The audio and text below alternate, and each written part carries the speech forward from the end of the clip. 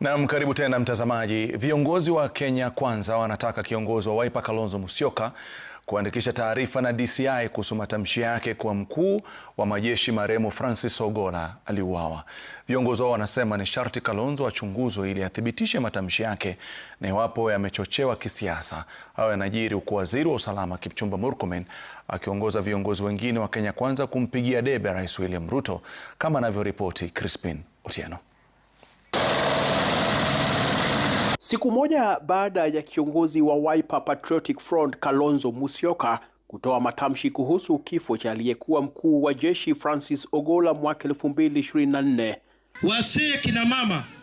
Viongozi wa Kenya Kwanza sasa wanataka Kalonzo kufika katika makao makuu ya ujasusi kuandikisha taarifa na idara hiyo, wakisema madai yake kuwa Ogolla aliuawa yamechochewa kisiasa na yanahitaji kuchunguzwa. Service na Kalonzo, na nilikuwa nasikia Kalonzo zaidi ati anapiga makelele, sijui nani aliua huyu nani anaitwa nani huyu Ogolla. If you do not have that information, wewe mwenyewe utachunguzwa ijulikane kwamba ni nani aliua Ogolla. Hiyo maneno ya kutuongelesha maneno mingi na kusema ati huyu aliuawa, huyu alifanywa nini, vitu zingine, utuletee evidence. Mheshimiwa Kalonzo Musyoka, mimi nimesikia wewe ukisema sijui ilifanyikaje, sijui CDF. I want to challenge you. If you are truly a very honest man, you should not have served as a deputy president, as a vice president of Mheshimiwa Mwai Kibaki. Kwa sababu nyinyi mnajua hiyo kura hamkushinda, ndio maana mlienda mkaabishwa usiku.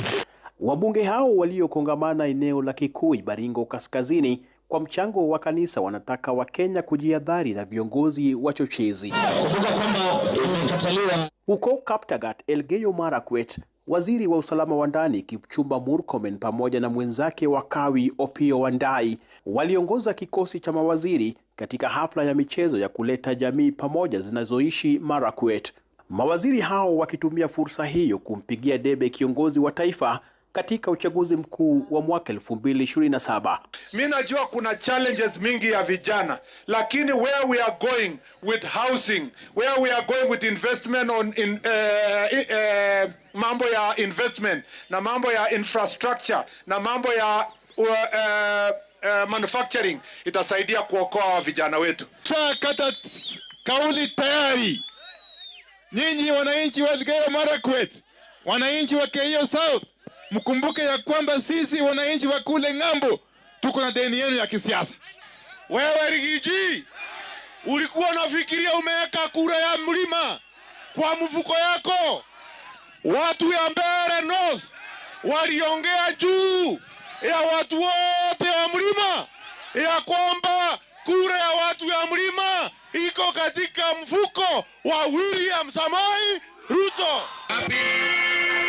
Katika hafla hizo mbili walitoa wito wa umoja kabla na baada ya uchaguzi mkuu ujao. Alafu kuna wengine wakiona mtu mwenye ako na ukakamavu na anajisimamia, hadi sasa wanaanza kutishika, wanataka kupangia kutoa huyo. Crispin Otieno, runinga ya Citizen.